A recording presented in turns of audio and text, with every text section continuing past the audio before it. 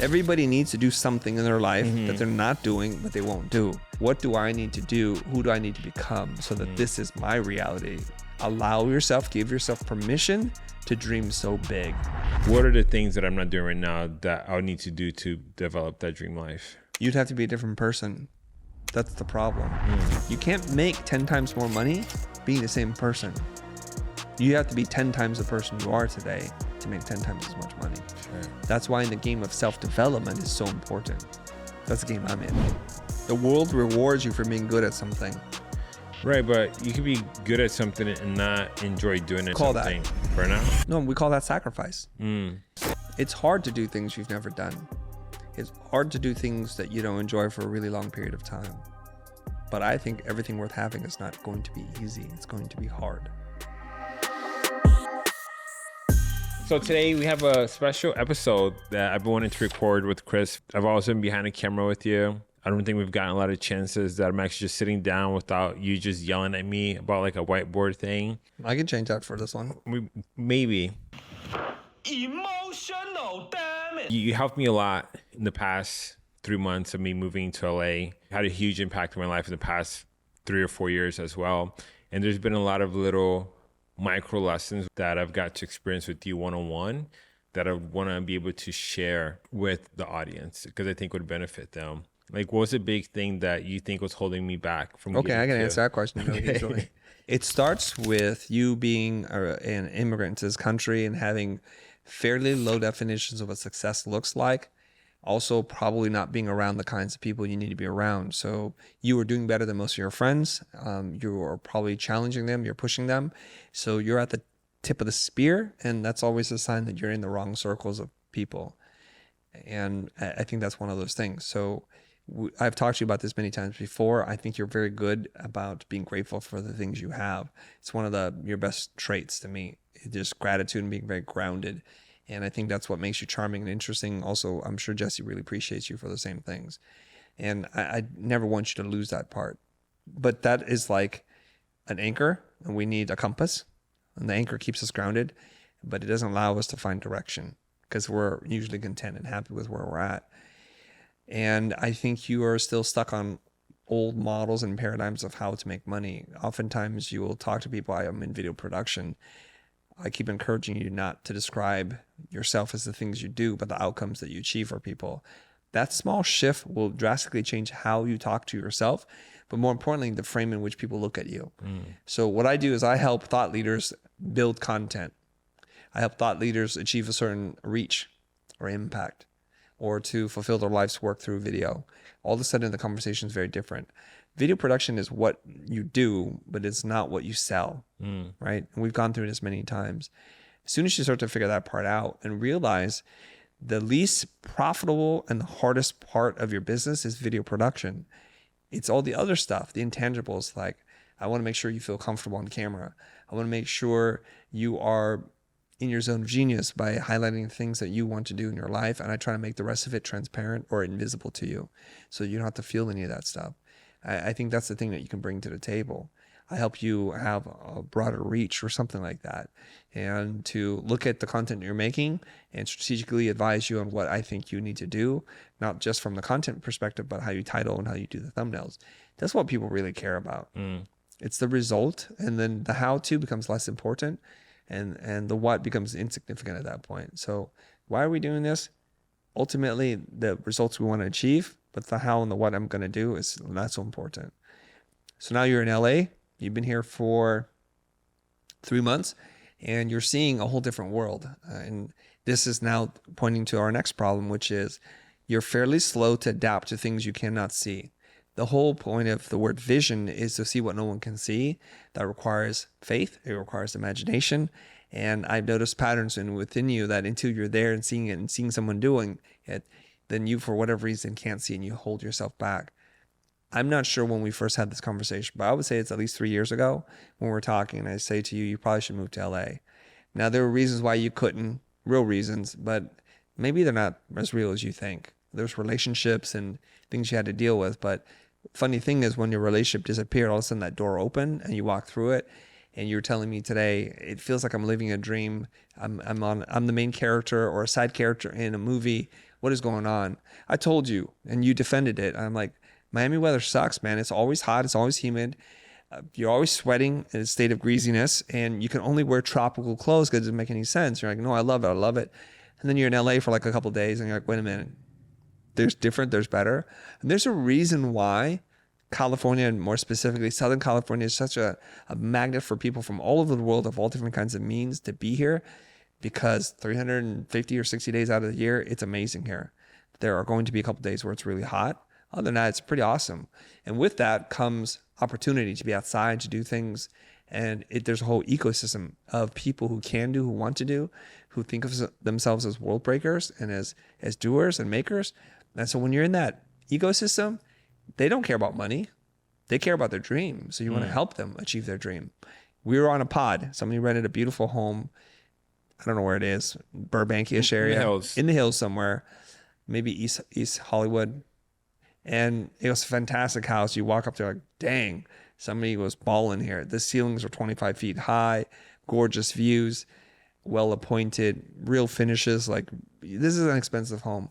And something you said to me, which was a sign of positive change for you, was, what do I need to do? Who do I need to become so that this is my reality? Not just to rent this house, but to own this house. And that was the first spark that I've seen in you, where you allow yourself, give yourself permission to dream so big. I can help you build that dream. I can help you achieve that dream. It's not as hard as you think. But the first part is the want and the clarity of the vision of the future.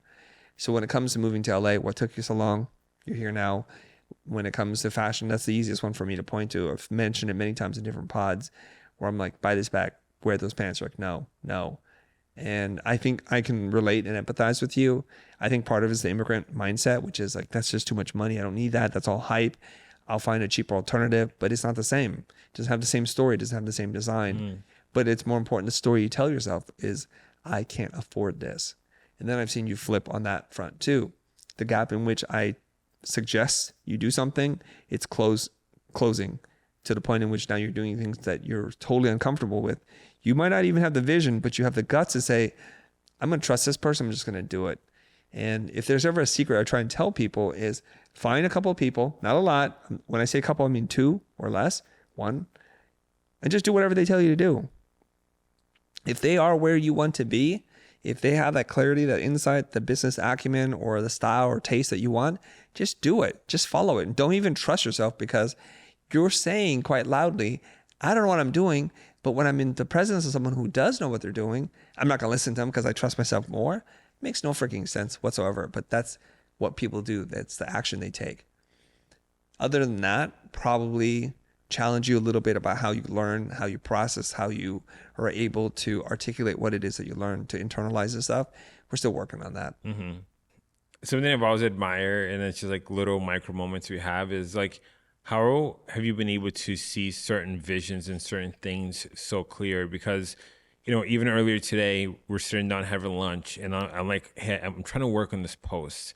And I'm like, oh, no, wait, this is not the message. And then you're like, what is it that you're trying to get? And then like in literally 5 seconds, like you drop some gold bars. And I was like, dude, like, how are you able to do this? There's 2 questions there. Yeah. It seemed like one, but let's take them one part at a time. In relation to the question of, I need to make my monthly post, I'm stuck. I don't feel like it should be like this. It should be like that. And then I asked you, what's the one thing you want to say? And you would say something. I said, it's too generic. It's too abstract. I don't get that. And say it again. And then for me, it's quite easy, because if you work on stories and you're used to art directing and creative directing people, which is what I did in my former life, quite literally, there's a team of 6, 7 people showing me their ideas all the time, every single day. And I have to tell them, that's the winner, that's not, here's what we need to do. Let's cut our losses, let's refocus on this, and let's make that even bigger and better. So that's the practice, it's just repetition. So for your thing, I'm like, what is it I'm going to get excited about, to read, to learn? What is your perspective? How have you grown? What have you changed? So the question I ask for you is, instead of focusing on some kind of giant struggle or something like that, I just ask you, what's the one thing you've learned? And you would say something. I'm like, that's not sharp enough. I happen to try to be very intentional and practice at articulating things as clearly as possible. So that would be answer number 2. Okay, so for you, I can hear it's super easy. It's like, that's not interesting. That's interesting.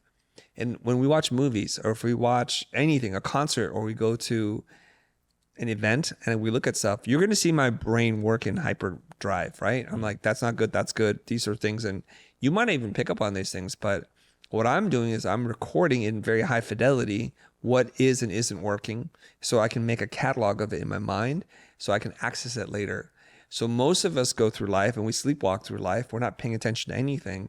We're not looking at the geometric shapes in the front of your shoe and the faceted edge that is a nice contrast, a linear, arc linear versus a curvilinear thing that's happening with the shoe. Contrast is quite nice. And that's why that shoe's working. You know, some hard geometric shapes, somebody just cut them off and said, there, that's what it should be. It shouldn't follow the curve of the foot. That's cool. So when it comes to how am I able to see things, it's because I try very much to silence all the little naysaying voices in my head and find my one true voice and let that person or that voice do most of the talking. You have conflicting voices. Most people do. What will people think? Is this cool? What do I really think? And will people judge me for that? And what's going to be popular this month?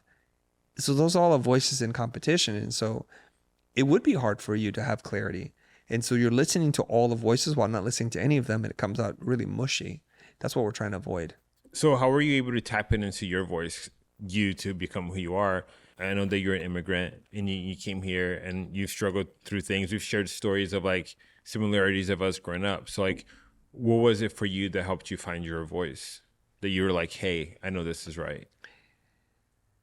I'll tell you the first part of it, which I can recall, which is much younger than you would think, probably in grade school somewhere. Being an introvert, being quite isolated and feeling very much apart. The only person I could talk to is myself. And so I develop a pretty high level of self-awareness and inner dialogue that's quite clear. Thinking things and thinking, why do I think that? And then asking myself, is that a helpful thought to have? Is this going to build me up or is it going to tear me down? I don't have an identity yet, but I have that inner dialogue and it's pretty strong. So I'm kind of aware of what's going on. So if I act really weird, I know it's because I'm coming from a negative emotive state. Like I'm jealous. I'm feeling abandoned. I'm feeling unsure of myself right now. I'm feeling really insecure. And so I'm going to say and do weird things and I'm aware of it. I'm very conscious that I'm doing this and I've chosen to do it, or I allow myself to do it, even though I know it's not a good thing. Right. Or sometimes when your ego gets in the way, you want to say something, but you don't, because you're like, that'd be a chump thing to say. And over time, I start to learn, I'm just going to have to say it. That does take a long time to get there. But it's not until I find myself in a skill in terms of graphic design that I start to build an identity coupled with the self-awareness. So many people don't have the self-awareness by whatever reason, because they don't like to think about what they think about. And then some other people don't have a skill. They just really don't have a skill. They've faked it through life. They go through the motions. They're in middle management, or they fool a lot of people, but they're not really fooling themselves. So I don't really have a strong core. And I think it's very important for everyone to have a strong core. So your strong core just came from your abilities of being a really good graphic designer? My core comes from seeking out design as a profession, throwing 1000% of myself into it, soaking up information like a sponge, and being very disciplined by applying exactly what my teachers tell me to do. It's a theme. So all these dense people, they never listen. I don't know why. They just don't listen. I'll give you an example. I'm out there fishing with my son this past 2 weeks, and we're out in the Canadian wilderness for 4 days, and I'm telling him how to fish. He just doesn't want to listen. And my boy is very good at following instructions, but for some reason, he's decided he's going to go rogue and do his own thing. I think this is a sign of developing your own personality and you're stepping into manhood. So I respect that. You can just do that. I talk to him. He doesn't listen. And we're catching fish until we catch a really big fish. And then the line breaks and his heart's broken because I know he wants to bring in that fish. So much so that if there's a big fish, he's like, Dad, you take it. I'm like, no, son, this is for you. You have to learn these things in your life. And he goes, so what do I need to do? So he went through a really fast learning curve because I said, when the line broke and there's disappointment, I'm okay with it. I want him to catch the fish. Had we caught it, we would come back to the lodge, father, son, catch the biggest fish. It would have been momentous for us. And I wanted it for him, but I needed him to catch it. And his first thing was, Dad, you told me to keep the line up. That's why it broke. So he blamed me. So the blaming part, right? I said, there's a difference between keeping your rod up and keeping tension on the line.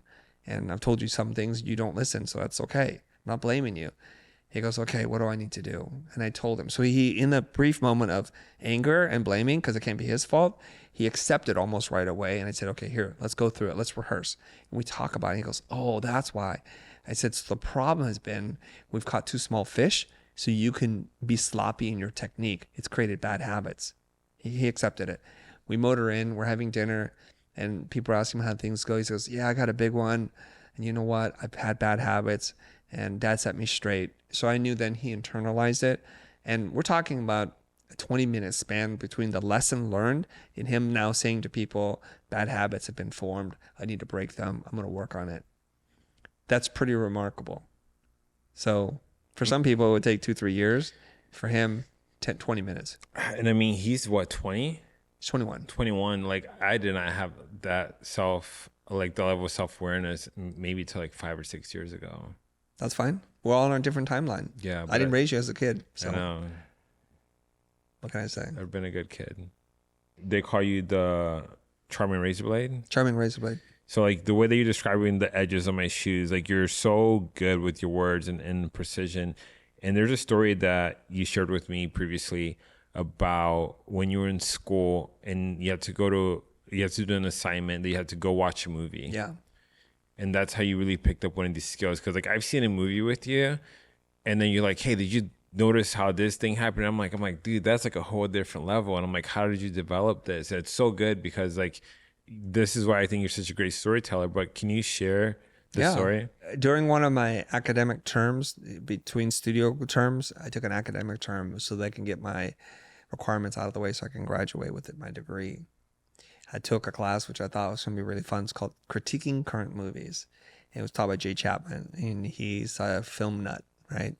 And it was mostly with film students in there, and I was probably one of 2 designers in that room.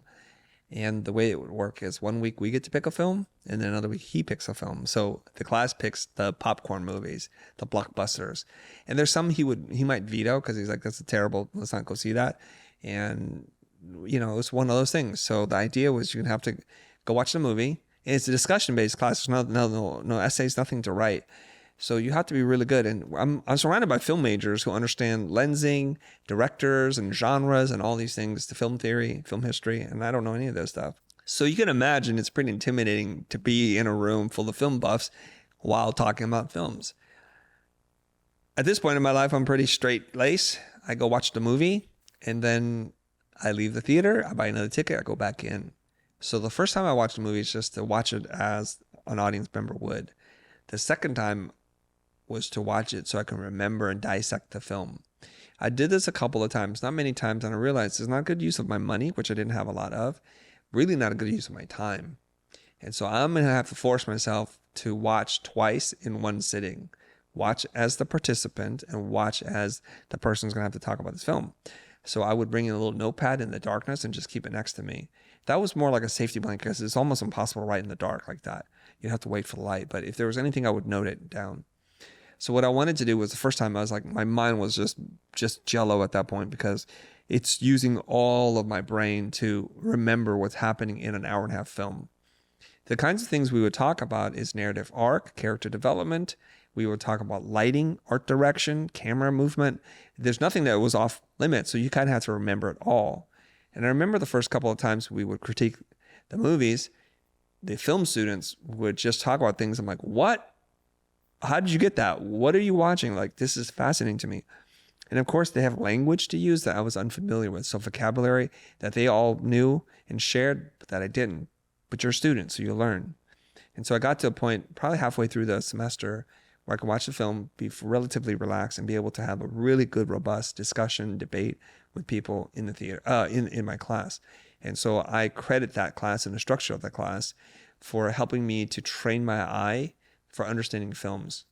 But do you feel like now the way that you watch movies, does that just take away from you just to be able to like just chill? Or do you ever just chill? I do just chill. I don't find it fatiguing at all. I find it stimulating. I think when I chill too much, I fall asleep. When I'm driving, I'm pretty chill, and it's hard for me to stay awake.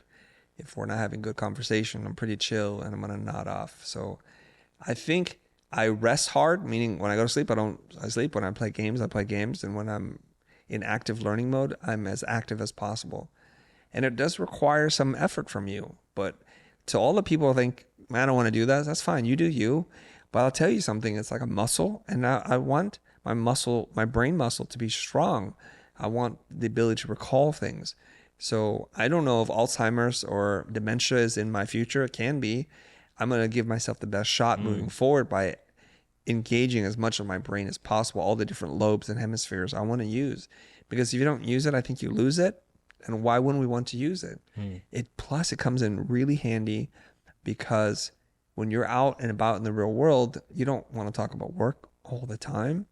But it's pretty cool to pull like a cool film card on people like, oh, that was related to this film. And did you know the history behind this? And that was their third film. And here's what they had to do. And here's somebody who knows a lot about something is usually pretty fun to talk to, especially if we can all have a jumping in point in movies and pop culture. Pop, because it's short for popular culture, by nature, by definition, is already part of the conversation, part of the zeitgeist.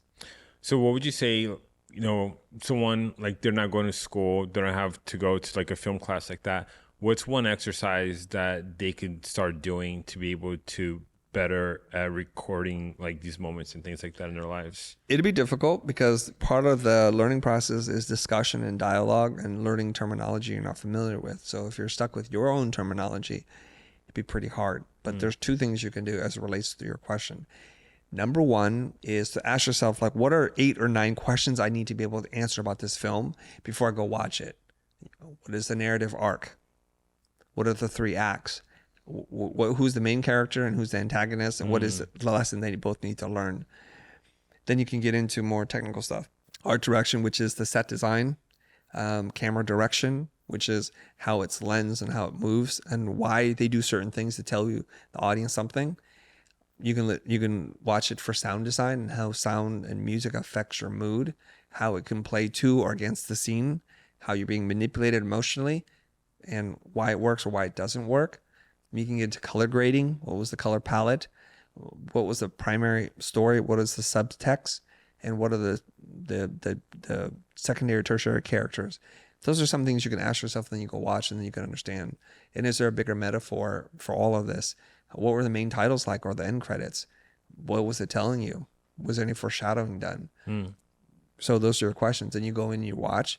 You'd probably have to do like the way I did, watch the first time just to process, and the second time to be able to answer the questions. And then the second thing you can do is you can probably watch film geeks talk about films. These are people like Quentin Tarantino talking about films and why they love the scene or who their favorite director is and why they think this is in their top 10 lists, of best movies ever made. You probably learn a lot from them. Okay. Yeah. What's your favorite thing to watch right now? There's a couple of shows I really like.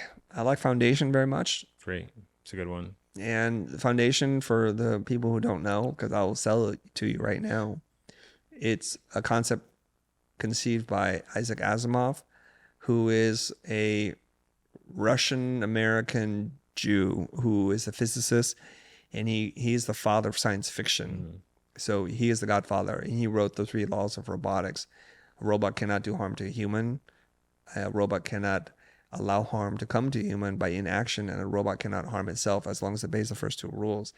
And this is the foundation for almost all synthetic humanoid forms.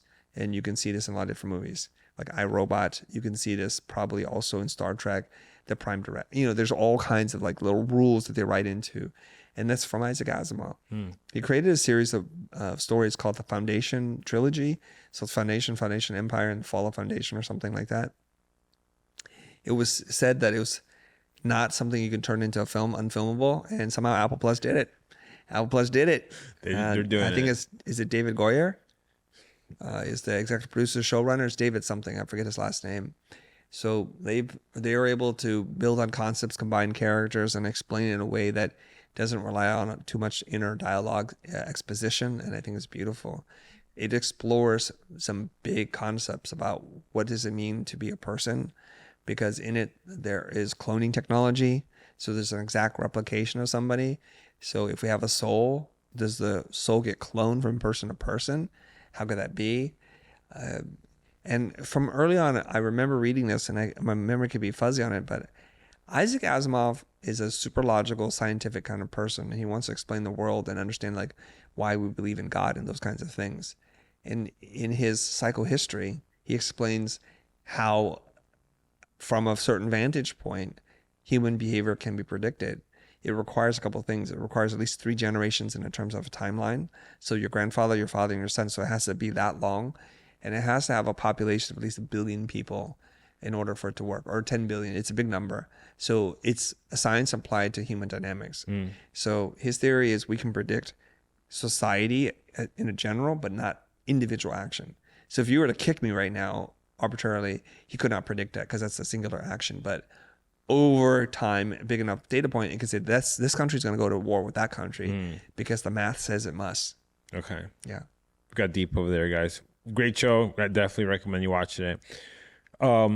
To bookend a conversation, and we might go a little bit deeper on this, you talked about when we're in the hills that it'd be easy for you to help me put together my dream life for like how to go to the next step. Mm-hmm. What are the things that I'm not doing right now that I would need to do to develop that dream life? You'd have to be a different person. That's the problem. I can explain this a little bit easier when we talk about someone else, and you'll agree with me. But the fact that they are who they are says they can't do it. That's the problem. If I were them, I'd do it, right? Right. So oftentimes when I meet somebody, they have a gift. And they're doing everything in their life to sabotage their gift. So we have a friend, we'll name this person's name, but let's just say they're really good at SEO. And SEO is a skill that's required that can make a lot of money. Maybe it's not the most exciting thing in the world, but this person won't do that because they're like, I don't want to do that. So then they want to do life coaching. And so they're going to pursue that. But that's a really crowded space with a lot of competition. Not a lot of ways to differentiate yourself. Whereas SEO is objective and you can scale, you can build teams around it, you can teach a process. It goes beyond you. But this person won't do that because they're interested in chasing lots of different things. So this person's curse is that they're smart and they can learn lots of things. That's a strength. Their weakness is they're smart and they can do lots of different things, so they won't pick one thing.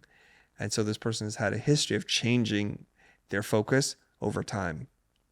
Started pursuing law and then worked in tech and then switched over to doing photography, event photography, wedding photography, then switched again into SEO and this just keeps switching. Now I think I've revealed who that person is, but whatevs. We love you. We love you. I'm not saying anything who it is. So you can see that, right? Right. So ask yourself, I could design the life for this person. You probably could design the life for this person. Why this person doesn't do that? What's your explanation for that? Why don't they do what needs to be done so they can be successful? I don't know. I think it could be an idea that we tell ourselves that like we really need to be happy about what is it they're doing, or like if it's not challenging to us, that we should try to pursue something else. That's a strange thought. The world rewards you for being good at something. Right, but you can be good at something and not enjoy doing it. Like you can get burnout from what do doing we call something. Burnout? No, we call that sacrifice. You sacrifice something, some momentary joy for a bigger joy, which is freedom. And if you were to become the world's best known SEO person, or even the country's best known SEO person, you'd be invited to speak on stages. You'd probably author books that are best selling. You'd probably have a roster of clients and friends in your network that were the envy of everyone because everyone needs this. And you could go to sleep at night knowing that the things that you did would transform people's lives and their businesses and impact thousands, if not tens of thousands of people's lives. That's what you get for doing that. Then you would be basically, my favorite expression, sleeping very comfortably on a mattress of cash. And you could sit there and dream about what kind of life you want to have. And the part of this is, no one's saying you have to do it yourself. You have to do it yourself for a little bit, and then you can train people to do it for you, and then you could be the executive that you're supposed to be, which is to run the business, to have the vision. And you could probably develop software and AI tools to do all that stuff for you at some point. Doesn't make any sense. I see. Well, that all sounds great, but I want to focus on me because I want to take advantage of this. Well, think about that. What What do they need to do and why aren't they doing it? So then what do you need to do and why aren't you doing it? It's always hard when it's back on you. Isn't it? It is. You can see it as clear as night and day. Every single person that's one of our mutual friends group, I can say they need to be do this. Like, yep, why don't they do that? Well, so They then won't do it. But all right, but like I've been doing video for almost 10 years now, and like Okay. I haven't been hopping from thing to thing. Like, No, that's not your thing. that's not my thing. Meaning that's not your problem. It's not literally the same problem. Everybody needs to do something in their life that they're not doing, but they won't do. What is it you need to do? And then we'll figure out why you're not doing it. And then we'll figure it out because you can't get where I want you to go if you're the same person. But I don't know where you want me to go, so it's hard for me to say like what is it like. Well, pick something that I've told you to do and you haven't done it and we can talk about it. Well, one thing he said for me to change my services to, like we talked To about what? that earlier, to social media content, to helping people get their message out there. Yeah. Why haven't you done it? I think bandwidth, but I'm also accepting other clients that. So you're addicted to the routine. What's easy? Everybody's. So people don't do what they're supposed to do because of fear of change or because they don't think it's fun or it just sounds like a lot of work. So it's one of those things. So you're addicted to routine. This sounds like a lot of work and there's some fear about the unknown. There's no assurances it's going to work. And it seems like you have to learn a lot of new skills. You can't make 10 times more money being the same person. You have to be 10 times the person you are today to make 10 times as much money. Sure. That's why in the game of self-development is so important. That's the game I'm in. What do you think are the things that most people lack in self-development when it comes to doing like the 10X thing? They don't have the desire to do it. Once they figure it out, they talk themselves out of it. They'd rather take an easier path. It's hard to do things you've never done. It's hard to do things that you don't enjoy for a really long period of time. But I think everything worth having is not going to be easy. It's going to be hard. If it weren't hard, everyone would do it and it wouldn't be valuable. Difficult things create scarcity. Scarce things are valuable. So, for example, why aren't you doing the public speaking that I'm doing? In fact, why aren't a lot of the other people who are booked to speak on stages who may or may not get paid, why aren't they better than they are? You know the answer to this. Why is that? Well, I mean, they don't put in the hours that you do. Keep talking. Don't be abstract as you want. Like, what are the general things they're not doing? General things, working on their presentation, delivery, their decks, refining things. You are constantly pushing that limit. Even when you're like, hey, my deck's done, then you're up to 4 o'clock in the morning. Like, I just had to redo it. Like, you're constantly trying to improve it. I always tell people, like, how's it working with Chris? I'm like, he is 50 something years old and he will outwork me. But I always tell people, like, but you're also a person that you're so aligned with who you are and what you're supposed to be doing. I don't think they're the same level as you are for the amount of like dedication that you put into everything that you do. Okay, so now explain more specifically what I think I'm doing that other people aren't doing. Number one, a lot of speakers only have one topic they talk about and they only have one way of delivering it. Many of what they talk about is autobiographical. So here's what I've done. Here's my life in history. There's not too many ways you can tell that story, right? And that's the easiest thing to do. And you've seen me sometimes do this and I have a way of doing it. I'd like it to be better, but once I refine it, there's really no other way for me to tell that story, right? But what I try to do is to teach people. So my identity is an educator. Their identity might not be. So they don't want to do that work. They want to have one hit song and just make the best hit song, and they can, as long as they continue to perform in different stages, they're going to be good. Very few people have multiple hit songs. The Beatles, the Rolling Stones, Elton John, they can do this, and that's why they're so rare. Arguably, Coldplay can do this. The Weeknd, 21 Pilots, but outside of that, you're like, well, you had 1 or 2 good songs, and that's kind of it. Because I'm dedicated to the craft of self-development, of teaching, so I'm a constant learner, constant improver, and I want to be able to do that. So it comes from our desire and our intention. I think they're happy just to do it one time and they're good with that. Not realizing that people can't really book you for the same thing multiple times to the same audience because they're like, it was a good song, but I don't want to hear the song forever. And unlike music, public talks or public speaking doesn't move your soul that way, because you and I can listen to the same song 1,000 times, maybe not in a row, but we can listen to it a lot. So there's that. And then there's the dedication to the craft of, how are your slides? If you're going to have slides, make them good. So unless they're designers or they want to invest in that, their slides usually are terrible. Some of them have no personality. They're very even tone or monotone, and they come on stage and they do their thing. So they can be very academic. They can deliver the message, but there's no movement. You're not moving me. Then there are very moving speakers, the people who will get you to cry, to laugh, to sing with them. And then you walk away thinking, what did I learn? What can I apply? Is this theoretical or is this real?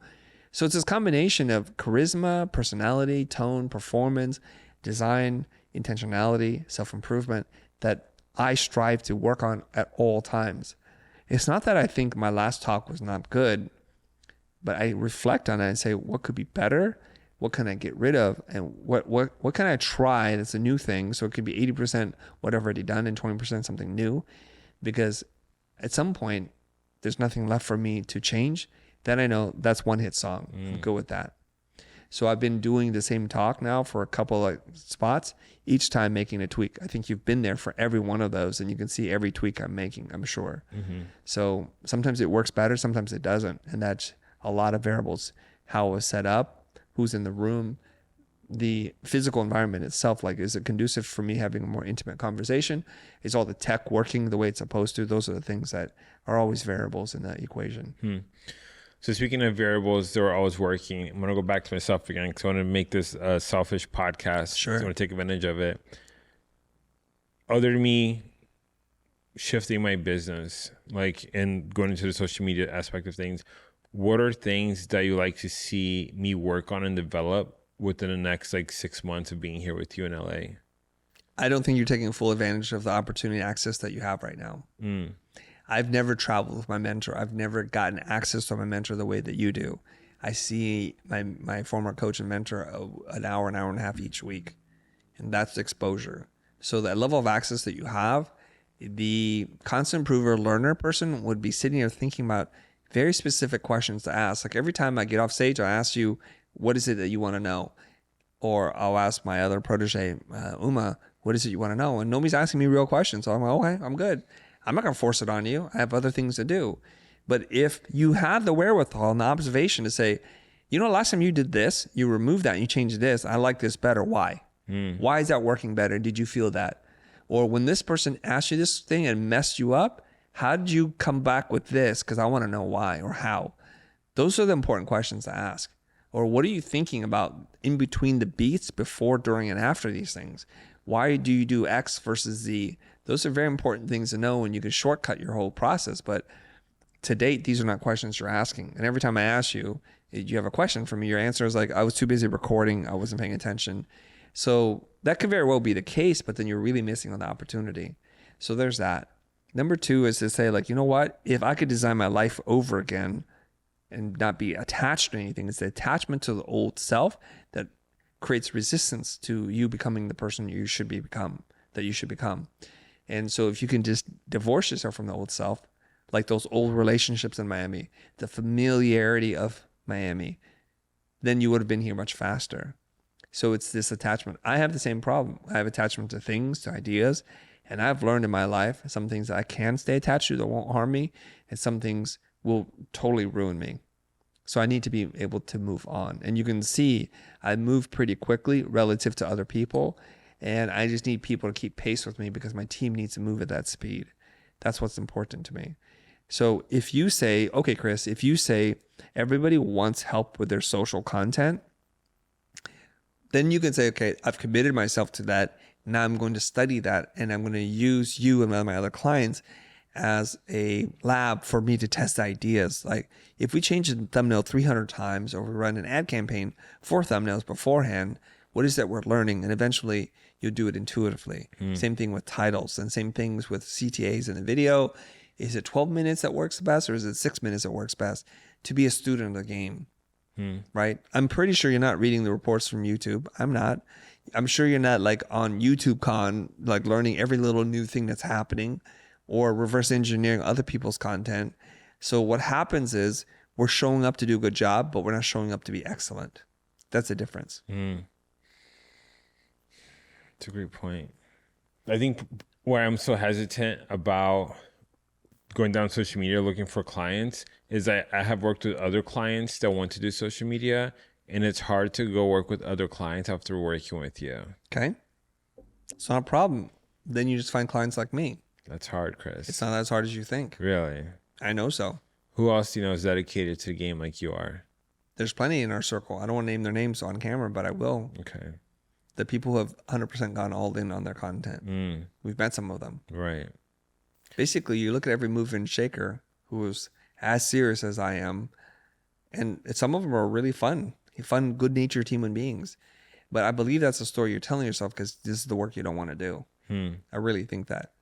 Because it's, once again, I'm like, buy this shirt, wear this bag. You're like, no. And you'll tell yourself 1,000 reasons. And then 3 years later, like, I should have done it. I'm like, yeah, sure. But to each their own timeline. You don't have to move as fast as me. I don't have to live with your life. You get to live with your life. And when you're less able-bodied and you're a little bit grayer, a little heavier, right? You ask yourself, why didn't I listen sooner? And we've been down this road many times. So you think once burned, twice shy, like you would figure it out. But people are stuck to their own habits. Right. For the same reason why some of our friends never change. And you and I can sit back and like, why doesn't this person start this kind of business? Why does that person focus on that and get rid of the other stuff? It's attachment. It's the fear of the unknown. I think for some of us, it's just so hard to let go, especially for like creatives when we build something and we put so much of ourselves into it to then say like, hey, I'm going to go do something else. Like I definitely say what I do is very big piece of my own personality and who I am and who I've developed to be over the past couple of years. I think to like try to change that, I guess I have to be able to like, I guess, detach from the old version of myself. Yeah, but think about what's already happened in some of the clothes that you are uncomfortable wear. The response that you're getting on all levels, the consideration, how people look at you is completely different. And it's more aligned with how you want to be perceived. It's not like I'm asking you to cross-dress or something. You want to be a person of note, somebody noteworthy. And then you have to do things that people pay attention, right? To be remarkable is to have people remark about you. Right. And if you're unremarkable, well, everybody's ignoring you. You're a cellophane. Or I think it's easier for me now that I'm in LA, one, because of you, two, because of my sister. I think if I was trying to do this in Florida within my old circle, I don't think I'd be able to get that kind of same level of support. I think like being like moving, and I tell people this, if you've spoken to me in the past couple weeks, like my life has been a dream. But like being around the right people, like, and just being able to open up my mind and perspective to different things, I don't think people don't have that. And so it's hard for you to like let go. Like, you know, like I said, it took me 2 years to get to LA. At least, maybe 3. Yeah. But now that I'm here, like even when I put on, like I was going out there today and I put on like, this shit's boring. And I'm like, what am I wearing? Just like, but I was able to expand my mindset by being around the same people. So I was being around the right people. And I don't think sometimes, you know, maybe our friends are stuck because they're not around the right circles all the time. That's one explanation. I'll give you a different explanation. It's not as kind. Tell me that one. The explanation is this. You don't need to be around anybody. You don't need to be around any environment. This is how your parents get you out from Brazil. Imagine if they're like, well, we need to see 10 friends that are leaving Brazil. They're like, you know what? It's not safe, we're leaving. Because the alternative is much worse. So when you live in the gray, this is why I don't like grays, is everything's fine, everything's bad, everything's good, everything is everything, and there's no point to move. But if you start to polarize yourself and say, this is not good, this is suboptimal, I want to be optimal, I'm going to just pick that path, right? So I'll give myself as an example, and then I'll break it down for you and your world, okay? Why I just disagree with this. I go to Art Center. I don't know anything about Art Center except for it's the best school. That's all I know. I don't need to check references. I've never seen a campus. I've taken 0 tours. I just tell people I'm going to Art Center. And just by their reaction alone, I know it's a good school. Like, oh, you're going to go there, huh? And I wrote in my book, I've never even seen it. Just wrote in my book, I'm going to be at Art Center. And when my teacher reads it, she's like, wow, I want to help you get there. And I wind up becoming her first student to go to Art Center, faster than anybody else in her group has ever done. I did in 2 semesters. I got there with a scholarship. I'm determined. Then I get to Art Center. I'm like, I'm going to be the best student at the best school that I can get into. And I just put my mind towards that. And I have to give up stuff, for sure. I have to give up stuff. And I have setbacks. And I know I'm not as advanced culturally, visually, as some of the Europeans and some of the Asians that are there. I'm like, I'm starting way behind. They're on second base. I'm just stepping up to the mound. But you know what? I'm super determined. I'm going to do this thing. And then I get a job, I quit that job. I get another job, I quit that job. Oh, here's a crazy idea. Let me start my own business without any. So I'm just constantly doing the things that scare me, that are difficult, and no one's sitting around there telling me this is what I should be doing, right? So I moved to LA and decided this is where I'm going to be. I'm going to stay here, and constantly putting myself in that place. So when you say it's really hard, it's because you've told yourself a story that's really hard. If you told yourself it's not hard, it's not easy, it's just a thing. But to me, it's neither of those two things. It's just something to do as a road towards getting what you want or becoming who you're supposed to become. Once you make that determination that I am exactly where I am, that I'm supposed to be, then you have to ask yourself this question, do I want to be here? And then the minute you decide it's not hard or easy, it just is, and it's inevitable. It's not improbable, it's inevitable. So when you say like, oh, I'll wear this shirt, the minute you made your mind up, because I didn't twist your arm, I tried to before. I'm like, you must get this. And you're like, no, it's not right for me. I'm like, dude, it's dope. You don't listen to me. And as soon as I buy it, I see you sneaking back to the store, and then you're going to buy it. Because A, you don't trust me. You don't trust yourself until you can see emphatically it's true. So you live in this space where unless it's physical, real, and tangible, you don't have a vision for the future. That's the problem. So how does one envision a future for themselves when it's impossible to see yourself in the future? That's the problem. And you then therefore tell yourself it's really difficult. It's just so hard, and it's hard for people. Well, if you look at my own life, I don't have the things that you said you must have, and I did it. And all the things I did, I just woke up one day and said, I'm going to do that. And I just started doing it. The reason why I have so much confidence in what I do is because I think, how could I fail? To the date, everything I choose to do works out. Maybe not in that timeline, but it always works out. So you might have a different story. Your story is like, it never works out. And so therefore you won't do anything. And then guess what? It never works out. But if you believe that it will always work out, there's a high probability it will work out. That's all I'm telling you, right? And you can see the pattern happen over and over again. The fact that you can see the pattern, recognize the pattern, and still say I'm stuck, that boggles my mind. That's the thing that everybody's stuck with. Despite overwhelming evidence and patterns happening over and over again, they still tell themselves the same story. I cannot undo that in your mind. Right. I mean, I think that the mindset of like, you cannot fail, I think that's... Do you believe that when I say that? I believe it for you. That's what I mean. Yeah. And I believe it for you. Like, it's really hard for you to do stuff. Yeah. See? You manifest that. I manifest it. I think I've always struggled with the envisioning of my future because, like, you know what happened with me in Brazil? So, like, it's always so hard for me to think about, like, what would my life be like in 2 or 3 years? But then I guess it goes to what you just said about, like, this is a story I'm telling myself. Yeah, so you know what I'm saying is never bet against me. And what you're saying is never bet on me. It's a big difference. Don't bet against me because you'll lose. And I've told you many times, I don't play to play, I play to win. And losing is not part of the dialogue. There is no loss as long as I play. Maybe not as on the timeline. You know, every person that we say we're going to pass on YouTube, we have except for one. Right. And it's because this one's a little bit trickier because this person's also very good. And we have to be extra, extra good for us to catch up and then surpass this person. Then we'll move on to the next person. And that's just how it works. So in my mind, we haven't lost. We just haven't given ourselves enough time. Chris, I think that's it for this episode. Is it? You have clarity on what you need to do?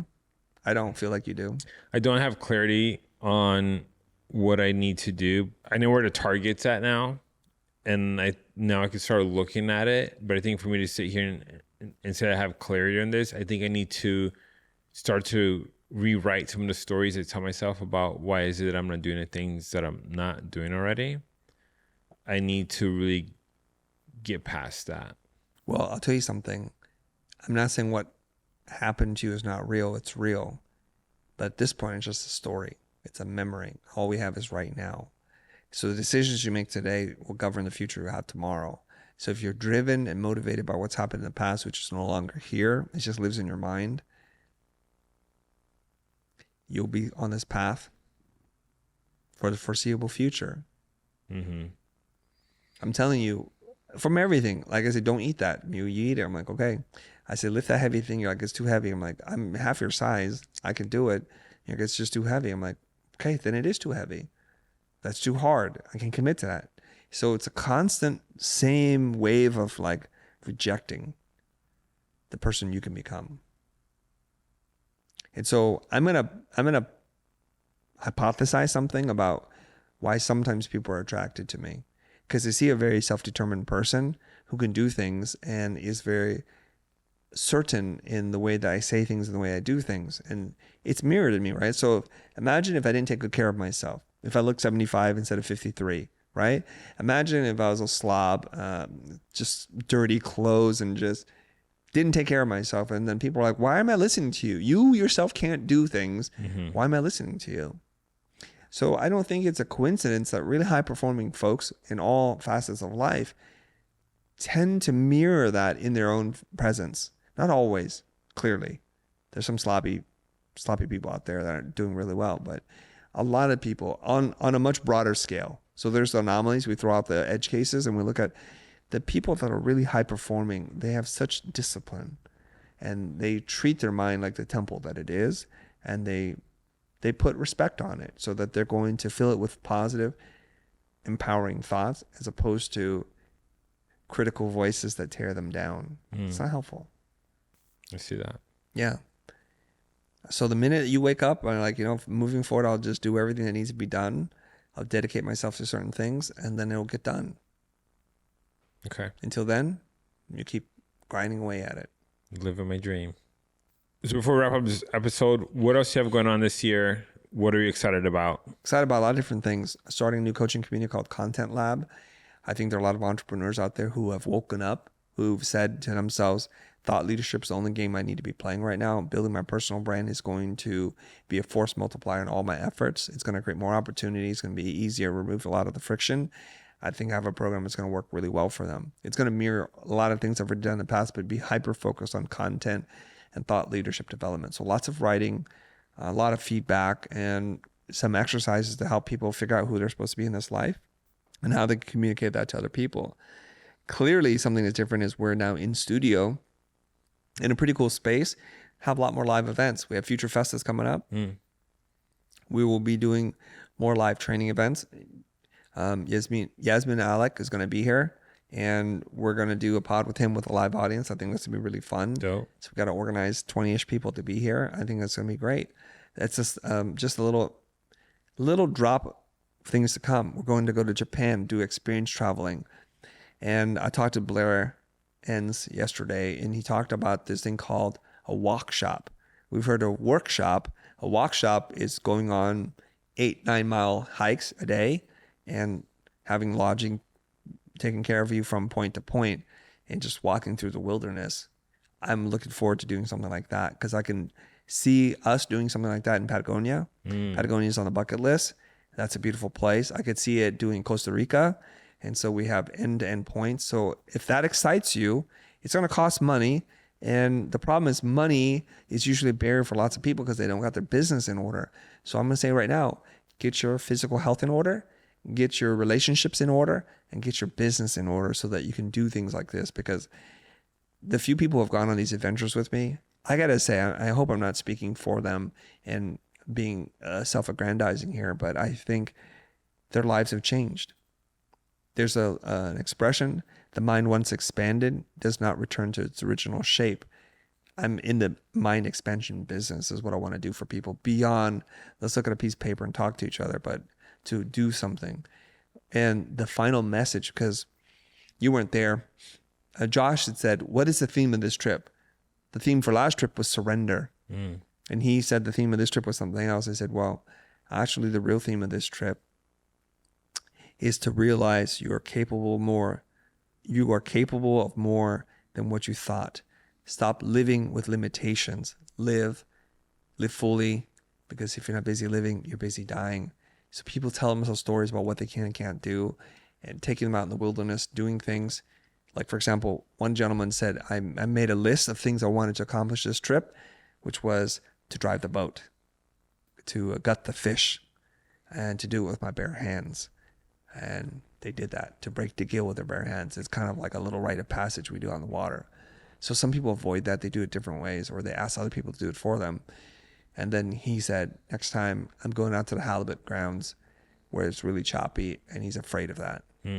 So I said, you could have done that on the first day on the first trip, but we'll do it in measure steps so that you can achieve it whenever you want.